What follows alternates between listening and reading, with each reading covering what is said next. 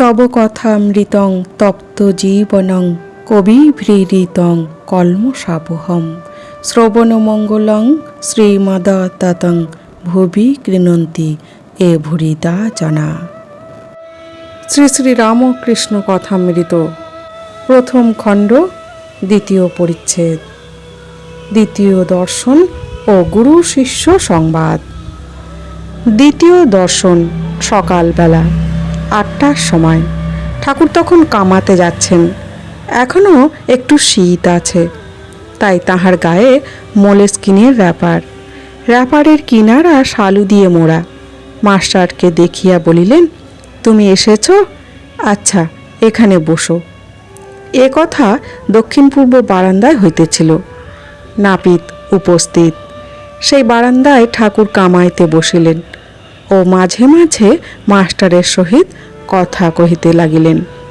গায়ে ঐরূপ র্যাপার, পায়ে চটি জুতা, সহাস্য বদন। কথা কহিবার সময় কেবল একটু তোতলা। তাহলে মাস্টার মহাশয় ঠাকুরকে এই দ্বিতীয়বার দর্শন করছেন। সকালবেলা 8টার সময় এসেছেন। ঠাকুর তখন চুল দাড়ি কামাতে যাচ্ছেন। ঠাকুর মাস্টার মহাশয়কে বসতে বললেন। ঠাকুর ওই বারান্দাতেই কামাতে বসলেন এবং মাস্টারের সঙ্গে কথা বলতে লাগলেন। শ্রীরামকৃষ্ণ মাস্টার প্রতি বলিলেন, হ্যাঁ গা, তোমার বাড়ি কোথায়? মাস্টার বলিলেন, আজ্ঞা, কলিকাতায়। শ্রীরামকৃষ্ণ বলিলেন, এখানে কোথায় এসেছ? মাস্টার, এখানে বড়হনগরে বড় দিদির বাড়ি আসিয়াছি, ঈশান কবিরাজের বাড়ি। শ্রীরামকৃষ্ণ বলিলেন, ও, ঈশানের বাড়ি? মাস্টার মহাশয় বললেন, ঈশান কবিরাজের বাড়ি অর্থাৎ তার দিদির বাড়ি এসেছে। শ্রীরামকৃষ্ণ বলিলেন, হ্যাঁ গা, কেশব কেমন আছে? বড় অসুখ হয়েছিল। মাস্টার বলিলেন, আমিও শুনেছিলাম বটে, এখন বোধ হয় ভালো আছেন। শ্রীরামকৃষ্ণ বলিলেন, আমি আবার কেশবের জন্যে মার কাছে ডাব চিনি মেনেছিলুম।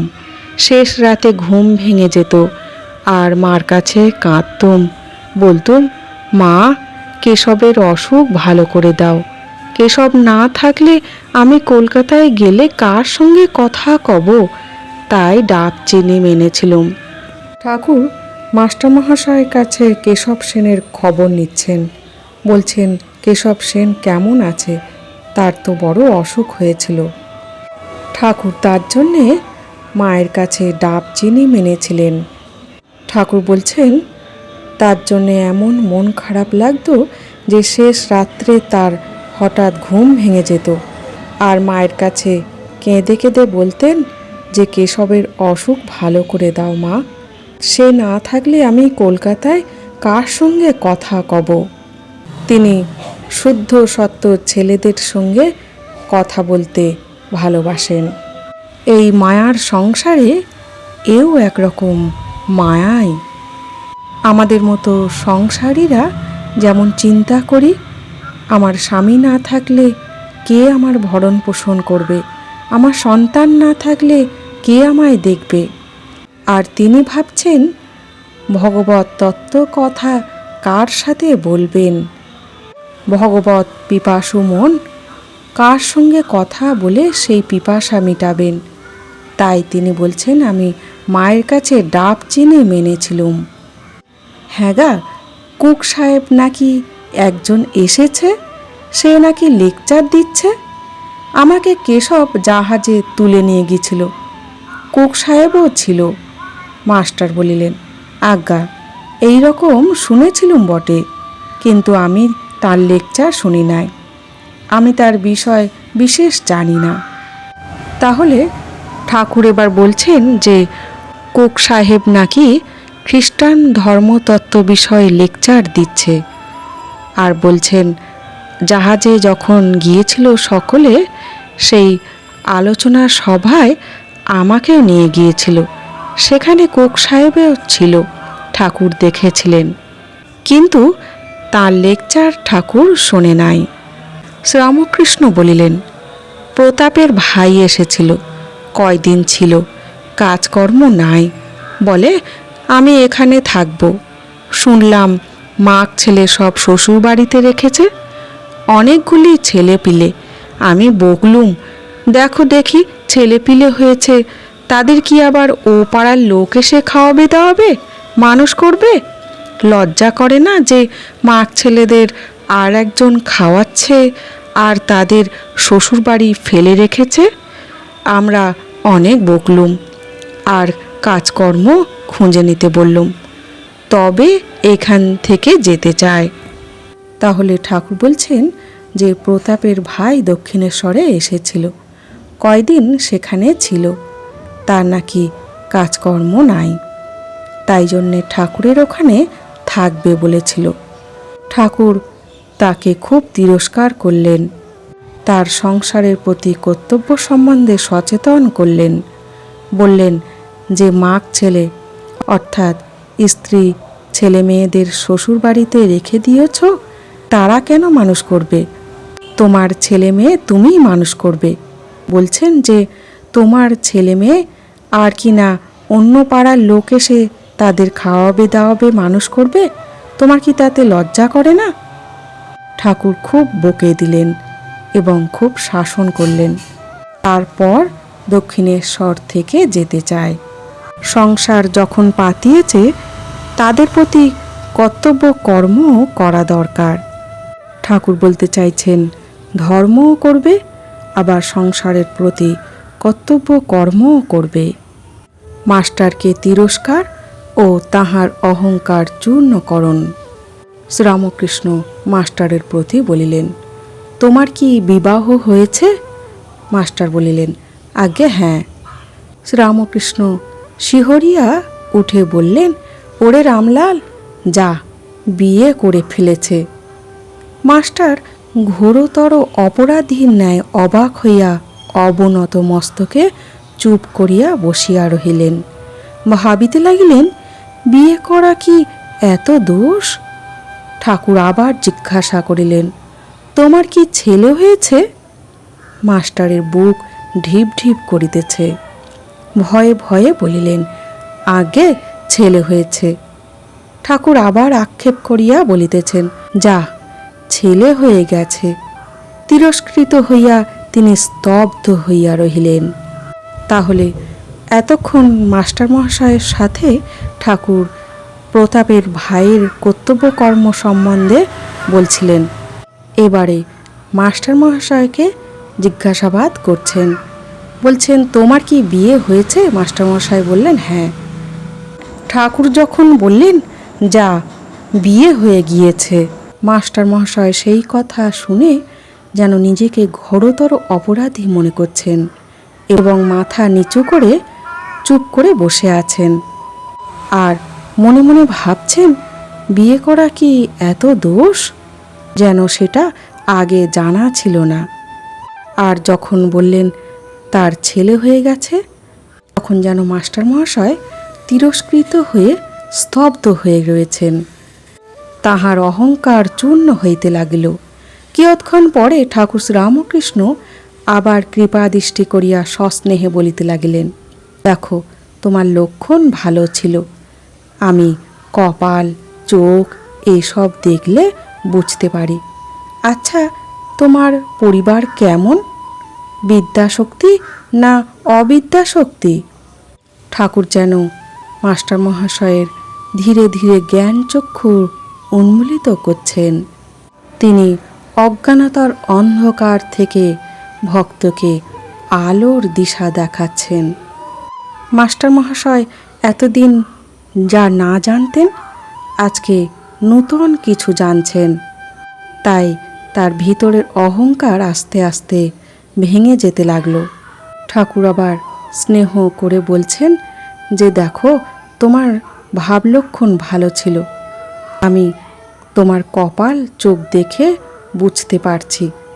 এই কথা বলে তাকে অভয় দিলেন আর বলছেন, তোমার স্ত্রী কেমন, বিদ্যাশক্তি না অবিদ্যাশক্তি? মাস্টার মহাশয় বলিলেন, আজ্ঞা ভালো, কিন্তু অজ্ঞান।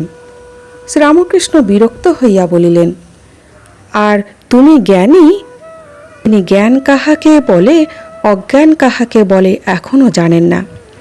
এখন এই পর্যন্ত জানিতেন যে লেখাপড়া শিখিলে ও বই পড়িতে পারিলে জ্ঞান হয়, এই ভ্রম পরে দূর হইয়াছিল। তখন শুনিলেন যে ঈশ্বরকে জানার নাম জ্ঞান, ঈশ্বরকে না জানার নাম অজ্ঞান। ঠাকুর বলিলেন, তুমি কি জ্ঞানী? মাস্টারের অহংকারে বিশেষ আঘাত লাগিল। তাহলে মাস্টার মহাশয় যখন বললেন যে তার স্ত্রী অজ্ঞান, ঠাকুর তখন খুব বিরক্ত হলেন। ঠাকুর কারোর মন রাখতে চান না, সত্যকে প্রতিষ্ঠিত করতে চান। তাই তিনি বলছেন, তুমি কি জ্ঞানী? তোমার স্ত্রীকে অজ্ঞান বলছো? এতদিন মাস্টার মহাশয় অজ্ঞান কাকে বলে জানতেন না। মাস্টার মহাশয় জানতেন লেখাপড়া শিখলে বোধহয় জ্ঞানী হয়, কিন্তু ঠাকুরের কাছে জানলেন যে ঈশ্বরকে জানার নামই জ্ঞান, আর যে ঈশ্বরকে না জানে সে অজ্ঞান। মাস্টারের ভিতরে যে শিক্ষার অহংকার ছিল ধীরে ধীরে যেন আঘাত লেগে ভাঙতে লাগল। শ্রীরামকৃষ্ণ বলিলেন, আচ্ছা তোমার সাকারে বিশ্বাস না নিরাকারে? মাস্টার অবাক হইয়া স্বগত হয়ে বলছেন, সাকারে বিশ্বাস থাকলে কি নিরাকারে বিশ্বাস হয়? ঈশ্বর নিরাকার এ বিশ্বাস থাকিলে ঈশ্বর সাকার এ বিশ্বাস কি হইতে পারে? বিরুদ্ধ অবস্থা দুটোই কি সত্য হইতে পারে? সাদা জিনিস দুধ কি আবার কালো হতে পারে? মাস্টার বলিলেন, আজ্ঞা নিরাকার, আমার এইটি ভালো লাগে। তাহলে ঠাকুর বলছেন, তোমার সাকারে বিশ্বাস না নিরাকারে বিশ্বাস? মাস্টার মহাশয় বলছেন যে ভগবানকে সাকারে বিশ্বাস থাকলে কি নিরাকারেও বিশ্বাস হয়? ঈশ্বর নিরাকার এ বিশ্বাস যখন আমার মনে থাকবে, আবার এর বিরুদ্ধ অবস্থা সাকারে কি বিশ্বাস হবে? এই দুটোই কি সত্য হয়? একটিকে মানলে তার উল্টোটিকেও কি মানা যায়?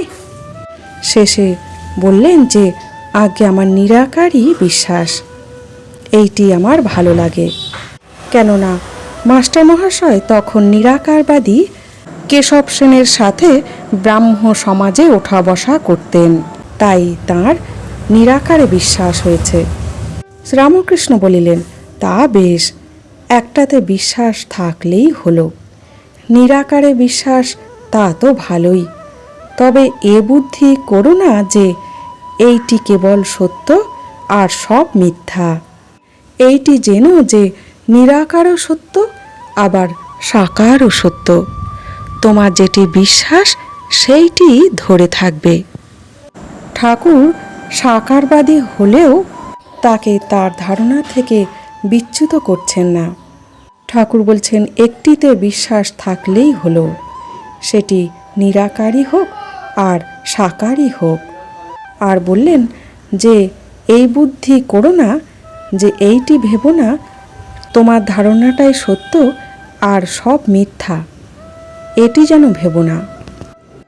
তোমার যেটিতে বিশ্বাস তুমি সেটি ধরে থাকবে, কিন্তু এই যেন যে নিরাকারও সত্য আবার সাকারও সত্য। মাস্টার দুই সত্য এই কথা বারবার শুনিয়া অবাক হইয়া রহিলেন। এ কথা তো তাহার পুঁথিগত বিদ্যার মধ্যে নাই। তাহার অহংকার তৃতীয়বার চূর্ণ হইতে লাগিল, কিন্তু এখনো সম্পূর্ণ হয় নাই। তাই আবার একটু তর্ক করিতে অগ্রসর হইলেন। মাস্টার মহাশয় বলিলেন, আজ্ঞা তিনি সাকার এ বিশ্বাস যেন হলো, কিন্তু মাটির প্রতিমা তিনি তো নন। তাহলে বলছেন মাস্টার মহাশয় দুই সত্য এই কথা শুনে খুব অবাক হয়ে গেলেন। তিনি ভাবছেন তিনি এতদিন বইয়ের মধ্যে তো এমন কিছু পড়েন নাই, কোথাও তো এমনটি লেখা ছিল না যে দুটি সত্য। তার মনের সংশয় এখনো দূর হলো না, তাই তিনি তৃতীয়বার এই বিষয়ে তর্ক করতে এগিয়ে আসলেন। মাস্টার মহাশয় বলছেন তিনি সাকার এ বিশ্বাস তো হলো, কিন্তু তিনি তো মাটির প্রতিমা নন। ঠাকুর বললেন, মাটি কেন গো, চিন্ময়ী প্রতিমা। মাস্টার চিন্ময়ী প্রতিমা বুঝিতে পারিলেন না, বলিলেন, আচ্ছা, যারা মাটির প্রতিমা পূজা করে তাদের তো বুঝিয়ে দেওয়া উচিত যে মাটির প্রতিমা ঈশ্বর নয়, আর প্রতিমার সম্মুখে ঈশ্বরকে উদ্দেশ্য করে পূজা করো, মাটিকে পূজা করা উচিত নয়। তাহলে ঠাকুর বলছেন, মাটি কেন, চিন্ময়ী প্রতিমা, অর্থাৎ চৈতন্যময়। এবারে মাস্টার মশায় মনে বিচার উঠল যে মাটির প্রতিমাকে পূজা করা কেন ঈশ্বরের উদ্দেশ্যে, তাহলে তো সেটি মাটিকেই পূজা করা হয়, এটি তো উচিত নয়। আজ এই পর্যন্ত ঠাকুরের উত্তরের অপেক্ষায় থাকলাম। জয় ঠাকুর, জয় মা।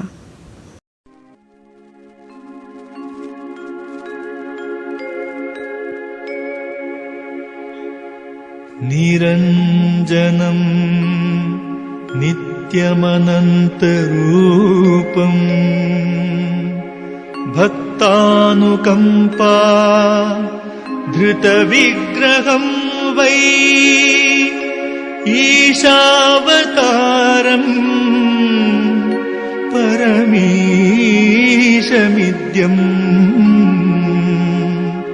तं रामकृष्णं शिरसा नमामः।